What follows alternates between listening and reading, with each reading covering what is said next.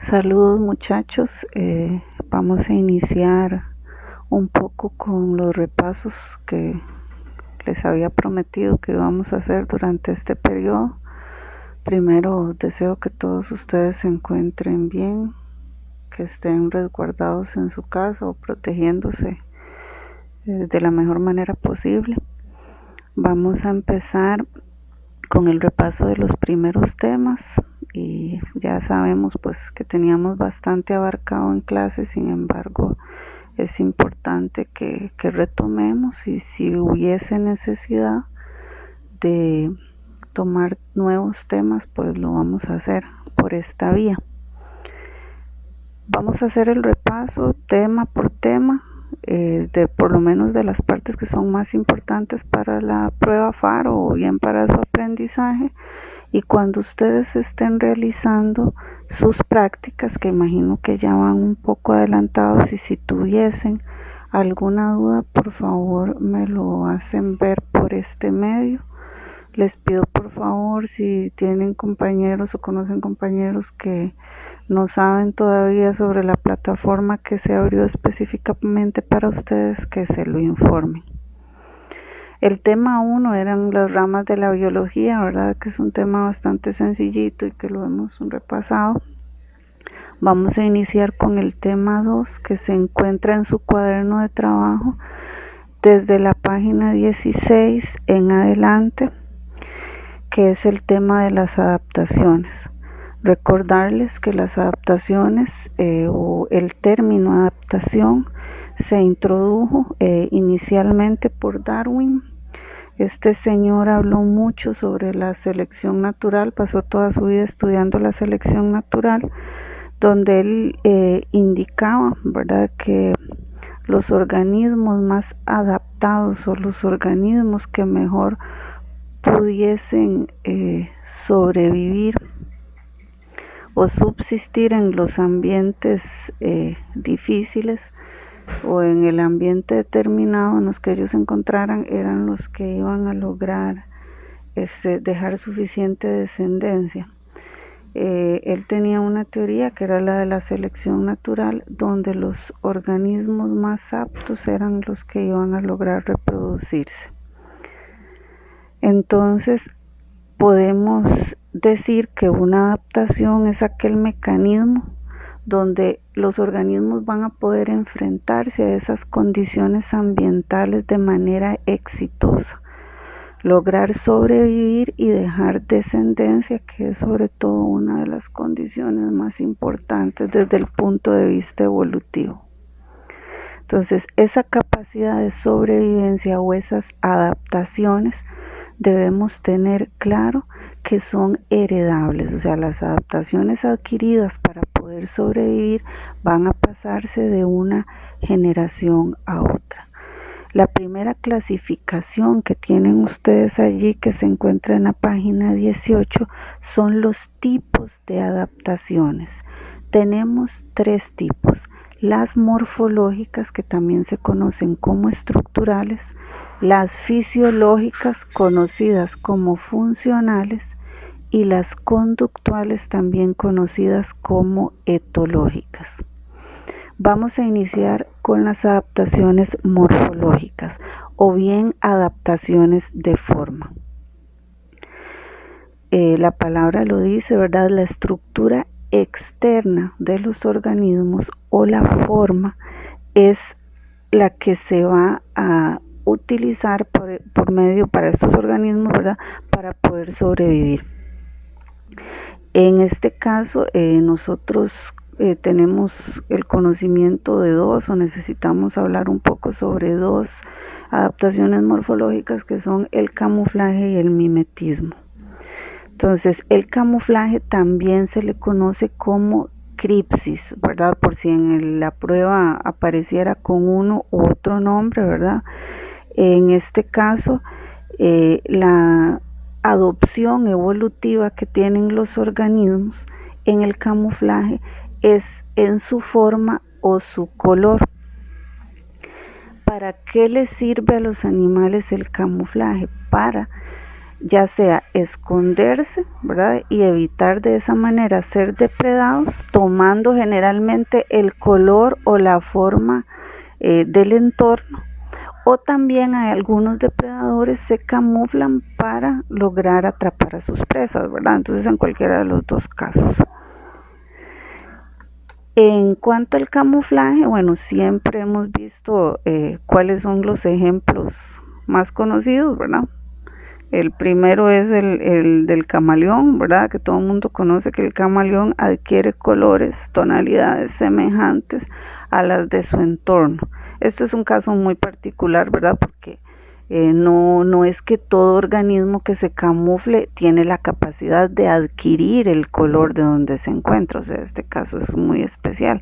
Tenemos otros organismos, por ejemplo, los insectos de hoja, que ellos siempre tienen esta forma, entonces ellos deben ir y ubicarse en el sitio donde el entorno sea similar a ellos. El otro tipo de adaptación morfológica es el mimetismo, se encuentra en la página 19. En el mimetismo, los organismos van a tener una apariencia similar a otros organismos que en la naturaleza sean peligrosos. El ejemplo que estuvimos viendo el otro día fue el de las serpientes corales. La serpiente coral tiene, ya sabemos que es venenosa y los depredadores la evitan. Entonces en la naturaleza existen otras que se llaman falsa coral, que ellos tienen unos colores similares o por lo menos que van a engañar a los depredadores, aunque sean organismos completamente inofensivos. Las otras adaptaciones son las fisiológicas, también conocidas como funcionales. El término fisiológico nos habla de la parte interna o funcionamiento del organismo. Entonces, los seres que tienen adaptaciones fisiológicas resuelven los problemas ambientales que se les presentan por medio de este método o esta adaptación. Tenemos dos tipos de adaptaciones fisiológicas, que son la hibernación y la estivación. Nosotros también hemos oído hablar bastante sobre la hibernación, o hemos escuchado al menos alguna vez que los organismos, sobre todo los que son de sangre caliente, tenemos el caso particular muy conocido de los osos, aunque acá no hay, ¿verdad? Pero sabemos que ellos entran en un estado de letargo absoluto. Los mamíferos generalmente, o los organismos de sangre caliente, que se ven expuestos a temperaturas muy bajas y también a condiciones externas de escasez de alimento, entran en este estado, en este cambio fisiológico, donde todo su metabolismo entra en un descenso casi absoluto, ¿verdad? Apenas cumplen con sus funciones mínimas hasta que pasa la etapa de escasez. En el caso de la estivación, estamos hablando también de un descenso en la actividad metabólica, pero no es tan grande como el de la hibernación. En la estivación, pues casi siempre estamos hablando de organismos que son de sangre fría, o también conocidos, ¿verdad? Que son conocidos no tanto como sangre fría, sino aquellos organismos como los reptiles o los anfibios, que su temperatura interna va a depender de las condiciones externas. Por lo tanto, en el verano, por ejemplo, donde las temperaturas están muy altas y por tanto también acá en el trópico hay escasez de alimentos, ellos se refugian, ¿verdad? Generalmente cuando todavía hay lodo, ellos se excavan y se refugian del calor de esa manera, y también bajan mucho su metabolismo por la escasez de alimento. En el caso de las adaptaciones conductuales, también conocidas como etológicas, que se encuentran en la página 21, tenemos dos tipos: la migración y el cortejo. La migración, ¿verdad?, que es la característica que tienen los organismos, o la tendencia de desplazarse de un lugar a otro para mejorar sus condiciones ambientales, sobre todo cuando llegue el invierno en algunas zonas y que deben desplazarse a lugares donde haya un mayor flujo de alimento, o bien en algunos casos se desplazan por asuntos reproductivos, ¿verdad? En ese caso, desde el punto de vista biológico, se dice que se están trasladando los genes, ¿verdad? La migración, les había explicado el otro día que se divide en dos tipos: inmigración y emigración. Inmigración es cuando están entrando los organismos a determinada población, y emigración es cuando están saliendo. A dónde entran o a dónde salen, eso es solo un referente, ¿verdad? Eso es algo completamente subjetivo, a depender de cuál población estemos hablando. El cortejo, también conocido como galanteo, es una conducta que tienen los animales, sobre todo los machos, ¿verdad? Con el objetivo de obtener una pareja, ¿verdad? Y lograr con ella el apareamiento. Existen muchísimos tipos de cortejo, ¿verdad? Son muy vistosos los cortejos de las aves, que son como el cortejo que es un poco más elaborado. Es una de las características conductuales más importantes desde el punto de vista evolutivo. En la página 22 tenemos algunos ejemplos de adaptaciones.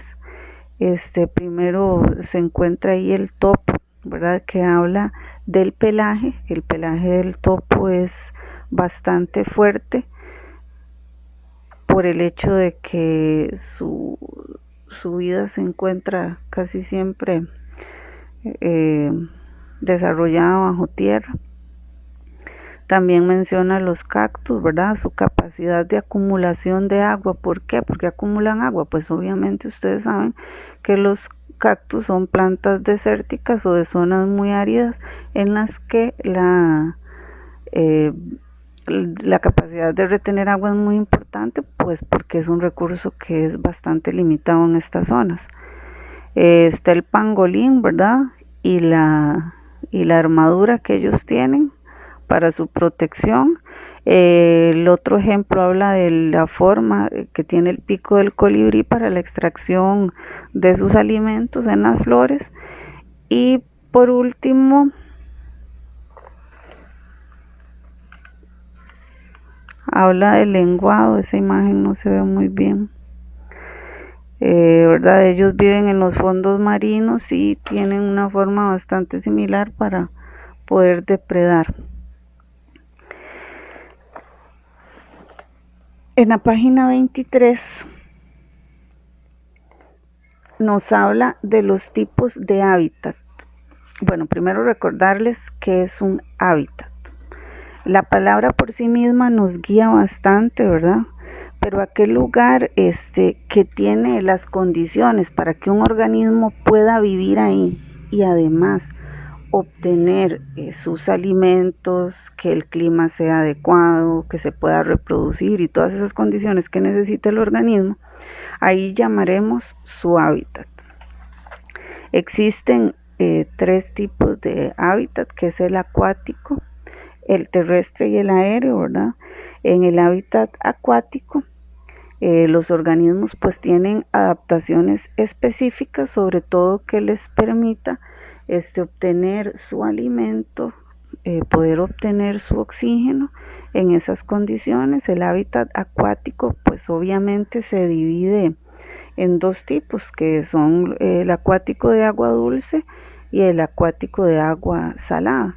En algunos textos podrán encontrar un intermedio, que son las aguas salobres, ¿verdad? Que son las que, por ejemplo, en las desembocaduras de los ríos, ¿verdad? Entonces puede ser que en algún texto ustedes vean esa otra clasificación.